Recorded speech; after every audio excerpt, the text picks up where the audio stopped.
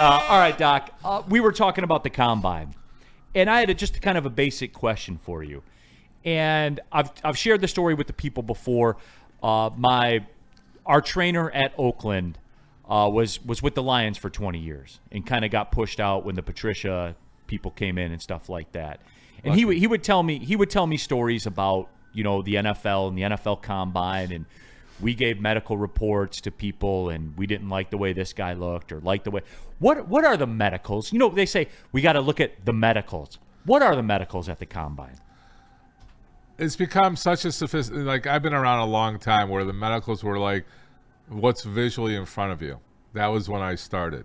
Now it's everything peeled back. It's like Carfax. Carfax will peel everything back about that car.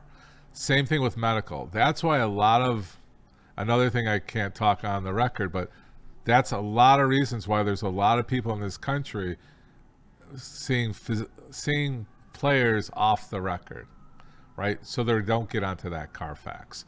So now we have to know, and we've researched, like, guy has an injury and then all of a sudden, he didn't get treatment after the season. What really happened?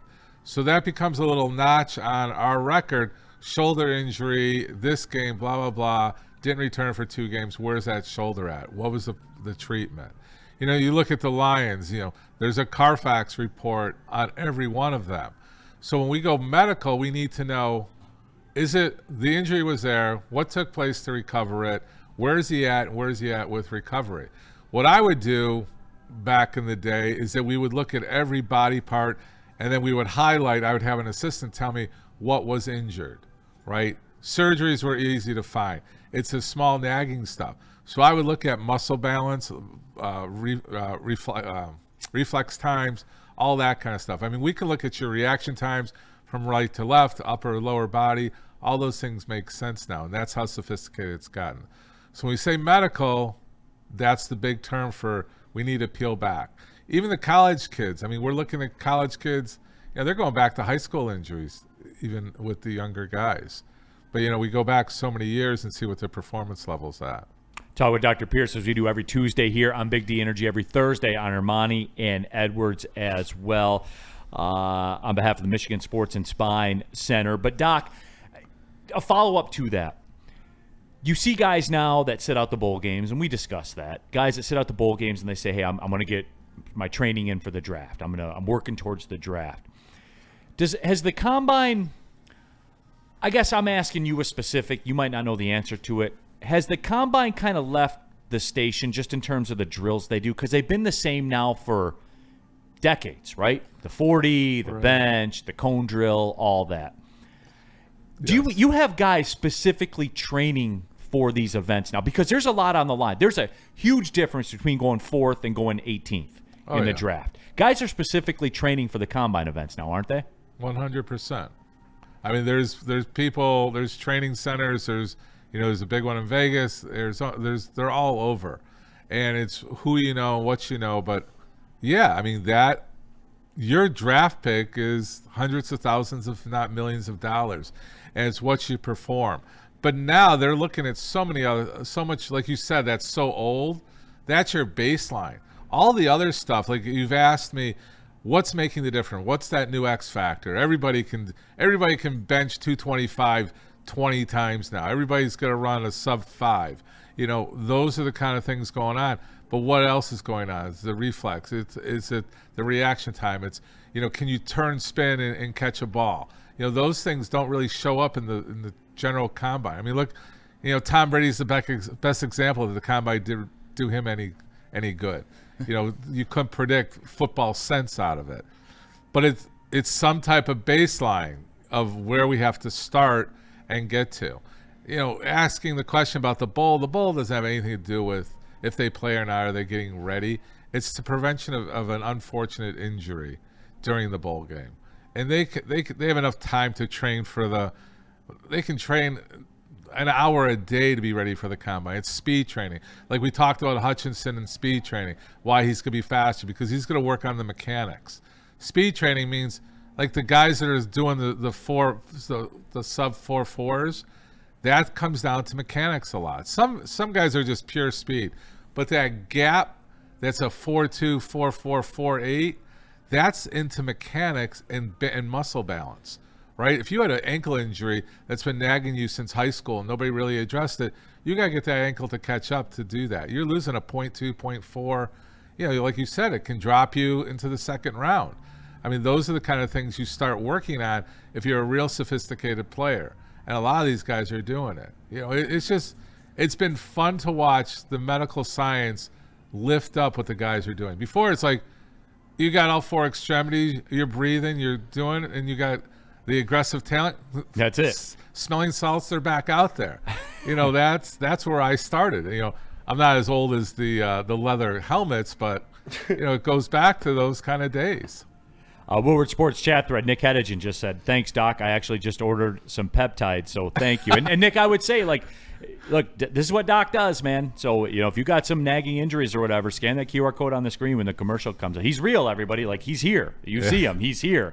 He's committed to the process. The biggest injury at the Combine, or I'm not sure if he even competed in the Combine, but the number one pick, Abdul, right, out of Penn State.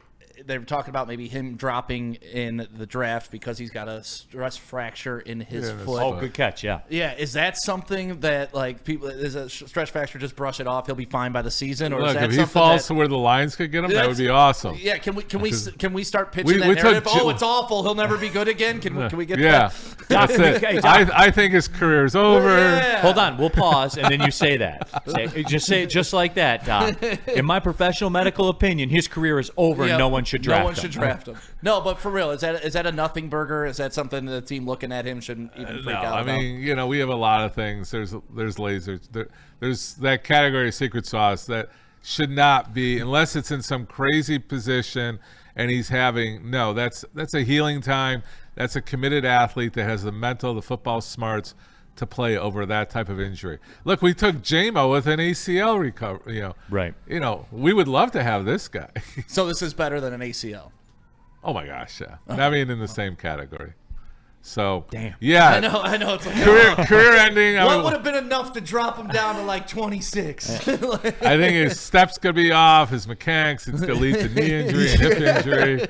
And I don't feel he's committed to the recovery. We got one more for you, Doc, and then we'll let you get on your way here. Mike O, does a good doctor recommend having at least one punchki today? Yeah, but you better have a workout set up right after it, or a nap. A nap, then a workout. Nap, then a workout? Yeah, nap. Yeah, you burn calories when you sleep, right?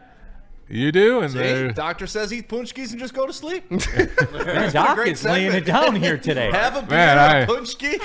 The clippings are going to be great today. Yeah, I mean, so what do we get accomplished here today, Doc? Number one, beer has electrolytes in it. You should use it for hydration. But will dehydrate you. Yeah, yes. You can use it to hydrate and dehydrate. And dehydrate at the same time. Multi-tool. So it's a net a neutral. Double-edged sword there. There it is. Abdul Carter's foot injury is career-ending. Yep. No one should draft him. Nope. And then number 3, go ahead and smash as many punchkis as you want. As long as you nap after. As long as you take a nap after. Is that it, Doc? Make sure you edit out working out. Beer is bad. Yes. Beer is bad, and he'll be a wonderful football player. No, but Doc, as always, man, we appreciate the time for sure. It's fun when we do it like this. No, we're just chopping it up, my friend.